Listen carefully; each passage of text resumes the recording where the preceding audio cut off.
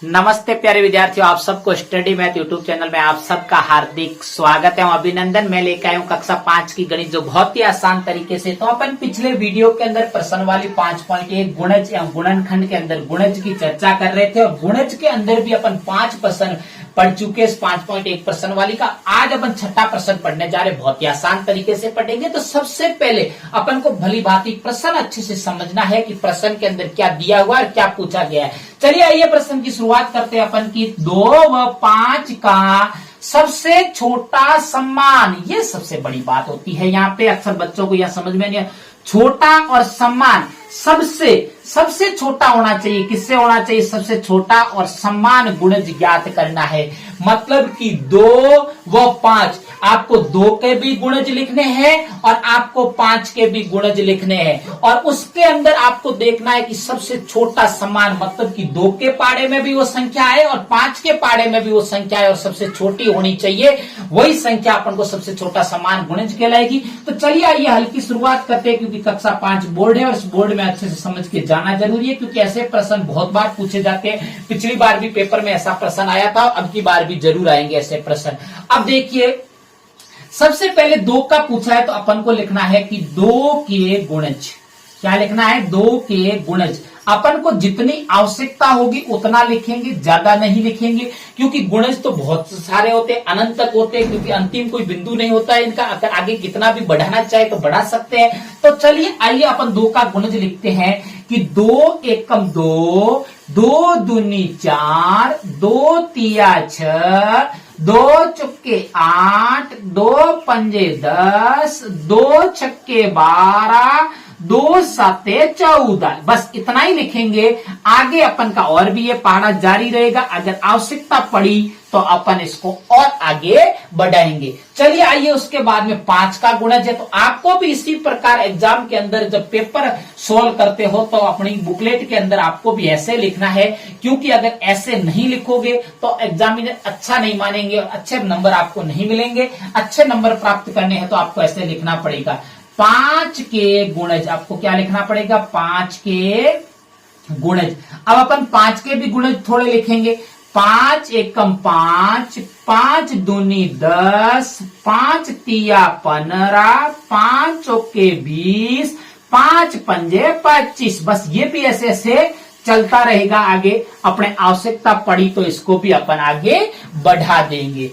अब अपन को तो क्या चाहिए? 2 व 5 का सबसे छोटा समान गुणज एक ही चाहिए, ज्यादा नहीं चाहिए अपन को। यूं तो समान आते ही रहेंगे, आगे बहुत सारे आएंगे, लेकिन अपन को तो केवल कितना? केवल मात्र एक चाहिए। तो अपन लिखेंगे कि 2 व 5 का सबसे 2 व 5 का सबसे छोटा समान गुणज, सबसे छोटा और समान होना चाहिए दोनों में, और गुणज होना चाहिए। क्या होना चाहिए? गुणज। अब अपन को ऐसा गुणज ढूंढना है सबसे छोटा। मुझे ये बताइए कि 2 इस पाड़े में तो है लेकिन 5 में नहीं है, या 4 इसमें नहीं है, 5 इसमें नहीं है, 6 इसमें नहीं है, 8 इसमें नहीं है, 10 इसमें है और इसमें भी है। देखो, इससे पहले कोई समान कोई छोटा गुणज नहीं है, तो इसीलिए अपना जो अगला पहला जो गुणज प्राप्त हुआ है वो कौन सा हुआ है? सबसे छोटा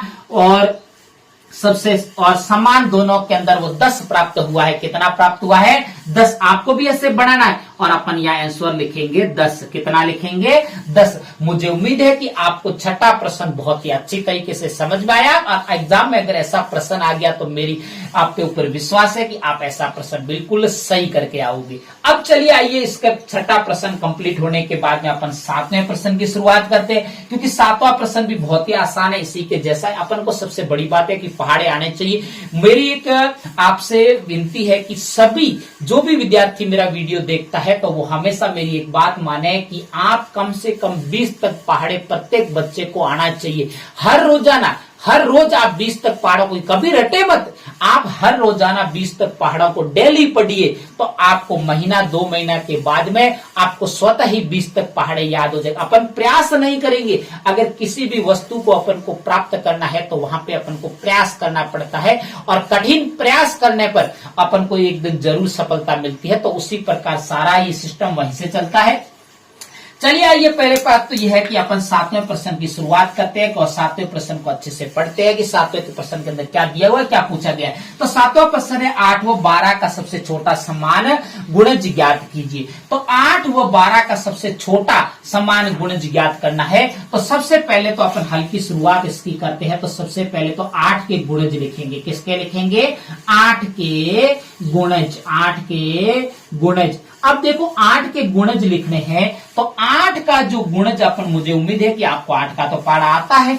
8 एकम 8, 8 दूनी 16, 8 तिये 24, 8 चौके 32, 8 पंजे 40। अब देखो अगर अपन को और आवश्यकता पड़ी तो और इसको आगे बढ़ा देंगे।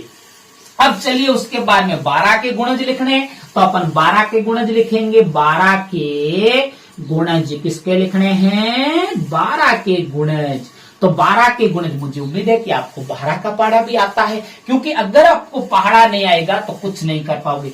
12 एकम 12, 12 दूनी 24, 12 तिये 36, 12 चौके 48। और भी आवश्यकता पड़ी तो इसको आगे बढ़ा देंगे। मुझे उम्मीद है कि और आगे आवश्यकता नहीं पड़ेगी। अपने इतने में भी अपने को सबसे छोटा और अपन को समान गुणज चाहिए, दोनों का 8 और 12 का मिल जाएगा। अब देखिए उसके बाद में क्या लिखना है कि 8 व 12 का सबसे छोटा समान गुणज। सबसे छोटा समान गुणज। तो सबसे छोटा समान गुणज लिखना है। क्या मुझे बताइए कि 8 क्या 12 के पाड़े में आते हैं? नहीं। क्या 16 12 के पाड़े में आते हैं? नहीं। क्या 12 8 के पाड़े में आते हैं? नहीं। 24 क्या 8 के पाड़े में आते हैं? बिल्कुल आते हैं। 12 के पाड़े में भी आते हैं। तो ये देखो अपना सबसे छोटा और दोनों में समान अपन को गुणज प्राप्त। इससे पहले कोई समान गुणज नहीं है। तो अपना जो आंसर आया है वो कितना आया है? 24। कितना आया है? 24। मुझे उम्मीद है कि आपको बहुत ही अच्छे से ये समझ में आया है। चलिए, मुझे आपके अगर मेरे पढ़ाने का तरीका आपको अगर अच्छा लगे तो मेरे चैनल को सब्सक्राइब करना और आगे अपने प्यारे प्यारे दोस्तों को शेयर करते रहना। तब तक मेरे स्टडी मैथ यूट्यूब चैनल पर बने रहे। नमस्ते।